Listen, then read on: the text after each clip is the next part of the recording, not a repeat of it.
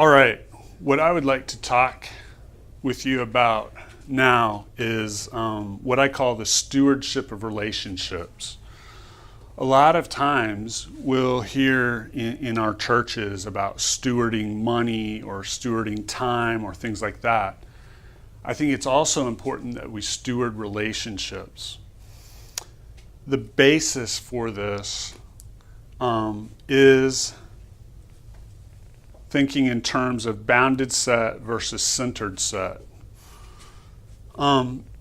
Typically in the church, we think in bounded set terms, and this is only right and appropriate. It's true, it's accurate, but it's not a complete picture.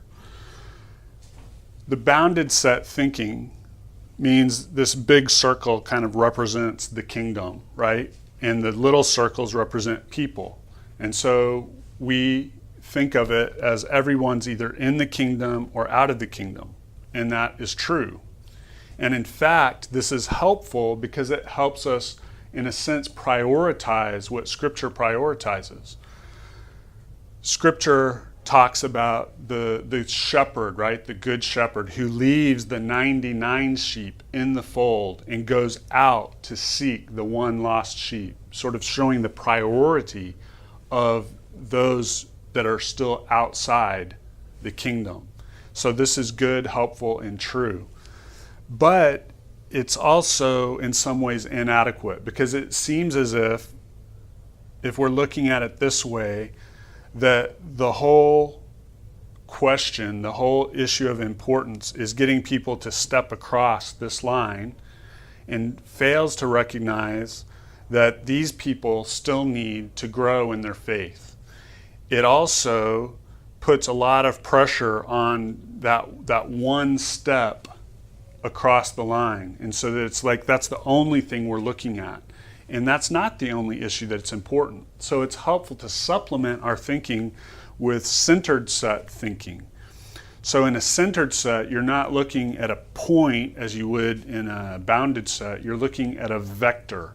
So these vectors are represented by these rays, right? And each ray has two characteristics. Its direction and its magnitude. The magnitude is how long that ray is. So what determines if a ray is in the set is its direction. If it's pointing toward the center of the set, it's in the set. So this one is in, this one is in, this one is in, this one is in. Those that are pointing some other place are not in the set. So this one's not in, that one's not in, that one's not in.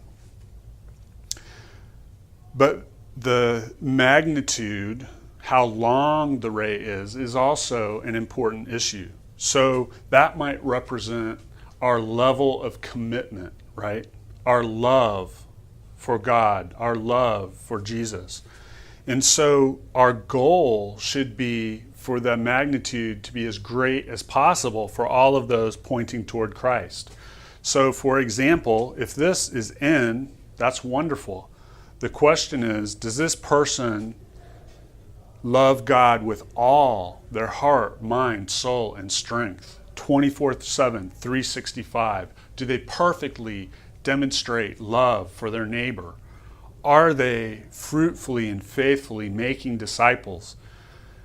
Now, the fact is, all of us have room to grow in these areas. None of us is fully conformed to the image of Christ yet. We're all in process. We all need to grow. So this needs to be made longer. So that means, if we're looking at it this way, we think that person has arrived. If we're looking at it here, it's how can we help people who already love God love Him more?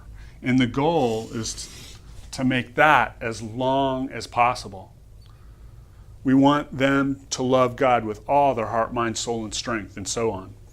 For those who aren't pointed toward Christ, right, who aren't serving the kingdom, our goal is to turn that vector around so they're pursuing Christ.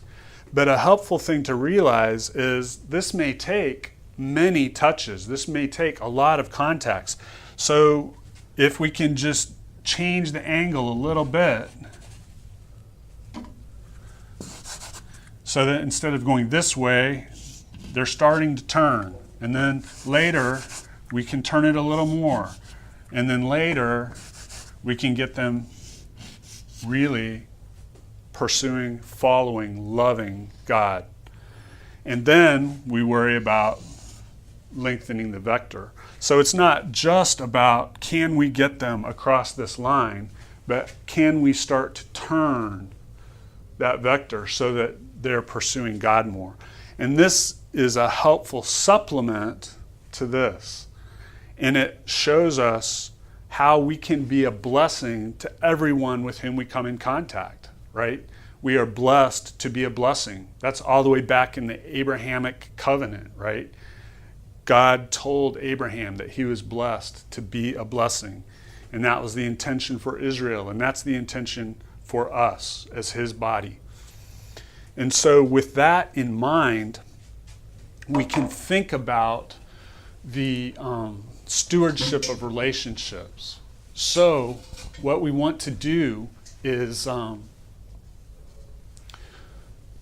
all of the people with whom we have significant relationships, so that would be friends, family, coworkers, neighbors, all of these kinds of people, we want to recognize that we have a role in their lives to help them pursue God more passionately, or to start to love him in the first place. Wherever they are on their spiritual journey, whether they're in or out of the kingdom, we have a role and a responsibility in their lives because God has placed them in our lives for a purpose and a reason. However, there's also all of the people outside of our network of relationships. So for those people, we don't have this same opportunity of ongoing contact, to pursue this over a course of time. So with those people, we start looking for persons of peace. And we talk about that in another video. But today, on this video, I want us to think about how to steward our relationships with those people that we have ongoing, regular contact with. So that is the stewardship of relationships.